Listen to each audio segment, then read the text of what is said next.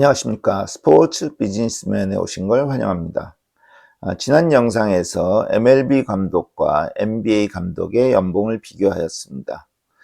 그때 MLB 감독이 터무니없이 NBA 감독보다 낮은 것을 확인하였고, 그 이유가 무엇일까를 생각해 보면은 NBA 감독에 비해서 MLB 감독은 세이버 매트릭스로 상당 부분 감독의 역할을 대체할 수 있다. 그렇기 때문에 감독이 그렇게 중요치 않다. 중요치 않다는 말이 좀 과하다면 승리에 기여하는데 감독의 어떤 기여분이 좀 농구보다는 적다. 이렇게 그렇기 때문에 연봉이 적은 게 아닌가라는 말씀을 드렸습니다. 자, 그러면 우리 한번 한국의 현실을 볼까요? 한국 감독은 어떤가 이런 생각을 하면서 비교해 보도록 하겠습니다. 결론부터 얘기하면은 한국 감독의 연봉은 굉장히 높습니다. 그리고 농구 감독과 비교하여 볼 때는 미국과는 정반대의 현상이 나옵니다. 몇 분의 감독 한번 볼까요? 전희철 감독, SK의 감독은 3억 8천만 원을 받고 있습니다. 그 다음에 김상식 감독, 인삼공사 2억 3천만. 유도훈 감독은 구의 한국가스공사 감독이죠. 4억 원. 즉 많은 감독은 4억 원, 적은 감독은 한 2억 3천만 원 이 정도죠. 근데 야구의 경우 여러분 잘 알고 있는 롯데자이언츠의 김태형 감독 8억 원. 박진만 감독 삼성 3억 5천만 원, 상대적으로 많이 적네요. 이승엽 감독 베어스 6억 원. 김원형 감독. 김원형 감독 지금은 이제 감독을 관뒀지만 바로 얼마 전에 SSG 랜더스의 감독을 했었죠. 우승도 한번 이끌었고 7억 3천만 달. 즉 야구 감독이 한 2배 정도 되네요. 농구 감독보다. 미국과 정반대죠. 미국은 농구 감독이 한 2배. 2배 이상 됐었죠. 우리나라 현실이 좀 더 타당한 것 같아요. 왜냐하면은 그냥 경제적으로 봤을 때는 야구 시장의 규모가 농구 시장의 규모보다 훨씬 크니까. 그러니까 야구 감독이 한 2배 정도 받는다. 이렇게 우리가 생각할 수 있지 않나요? 만약에 감독의 역할이 동일하다는 전제 하에서 한번 자세히 한번 볼까요? 먼저 김태형 감독을 보겠습니다. 김태형 감독은 롯데 자이언츠 감독이고 1967년생입니다. 즉 아직 60이 좀 안 된 감독입니다. 두산 베어스에서 굉장히 오랜 기간 코치 생활을 하였고요. 10년 정도. 그 다음에 SK 와이번스에서 또 한 3년 정도 코치 생활을 했습니다. 그리고 두산 베어스에서 다시 감독으로 데려갔습니다. 그래서 2015년부터 22년도까지 두산 베어스의 정성기를 이끈 감독입니다.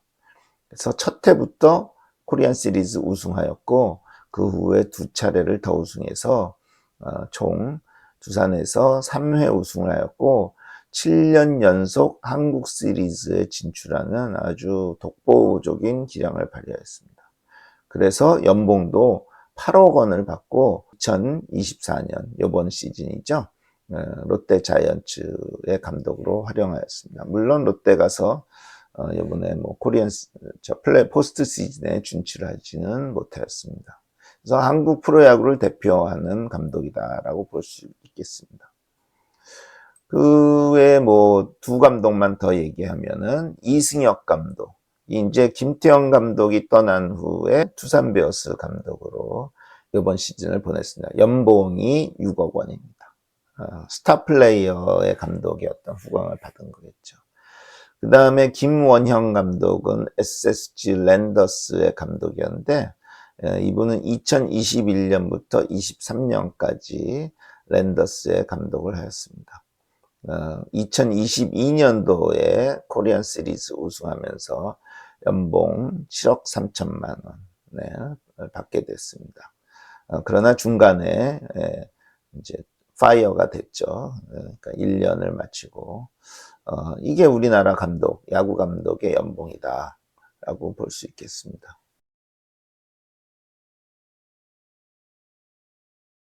미국의 감독의 연봉과 한국 감독의 연봉을 한번 비교해 볼까요? 한번 여기 그림을 한번 보시죠.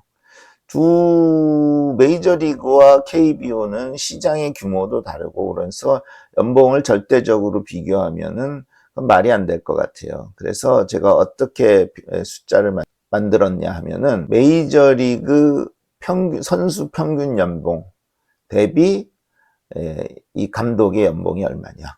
즉 제가 예로 LA 다저스의 로버츠 감독 연봉 순위로는 이분이 12위에 해당하는 감독입니다.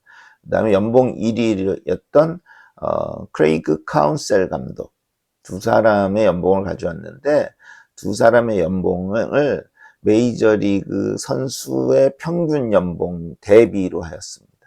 그랬더니 로버츠 감독은 지금 보시면 1보다 왼쪽에 있으니까 메이저리그 선수 평균 연봉보다 훨씬 낮다. 즉 한 뭐 60% 정도 받는다.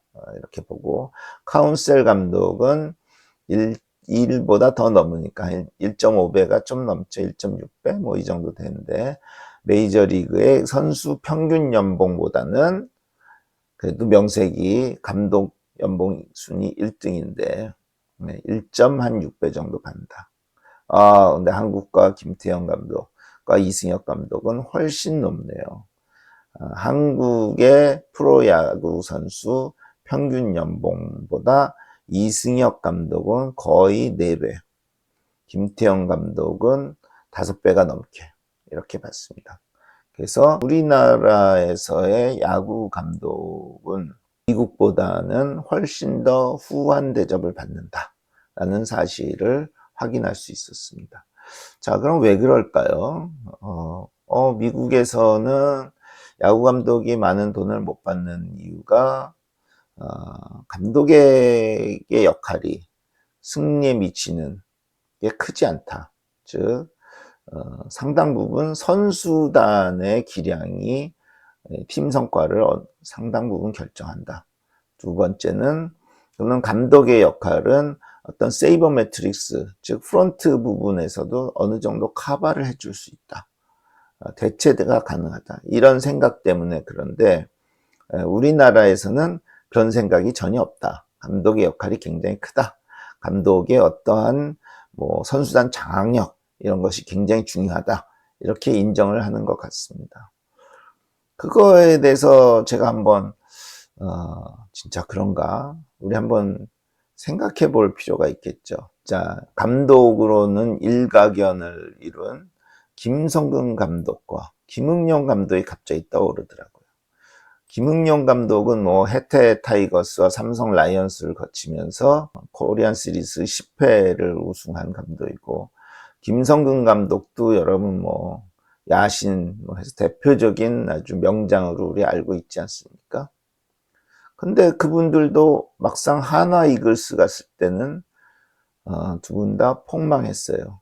그렇죠? 김성근 감독은 2015년부터 17년 동안 하나 이글스 감독을 했는데 6위, 2015년에 6위가 제일 높은 거네요. 68승 76패. 그 다음에 2016년에 7위, 66승 3무 75패. 그 다음에 2017년에는 9위, 18승 25패. 이제 9위 수준에서 결국 이제 파이어 당한 것이죠. 그래서 한 2년 반 정도 활동했다. 천하의 김성근 감독도 전력이 약한 하나에서는 어쩔 수 없었다. 이렇게 우리가 해석해야죠.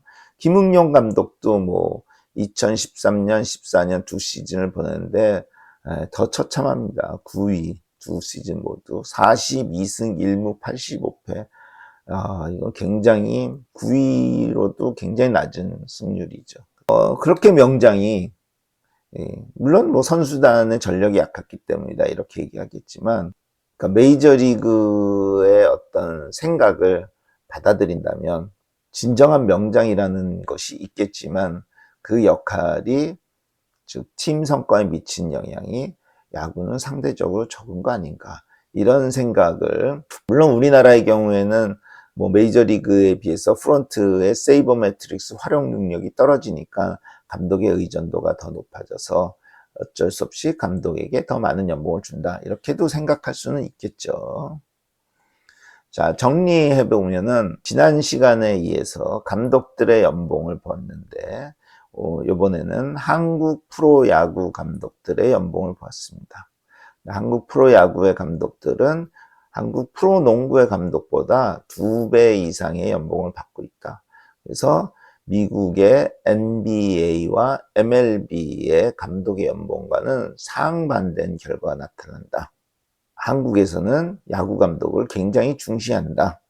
그런데 만약에 제가 그냥 재미있는 어떤 퀘스천을 남긴다면, 만약에 미국 메이저리그에서 생각하는 바가 맞다면, 즉 감독의 역할이 야구에서 중요하지만 그렇게 크지 않다라는 사실이 맞다면, 어떻게 보면 우리나라 야구 감독들은 좀 오버페이 아닌가, 이런 생각도 우리가 해볼 수 있습니다.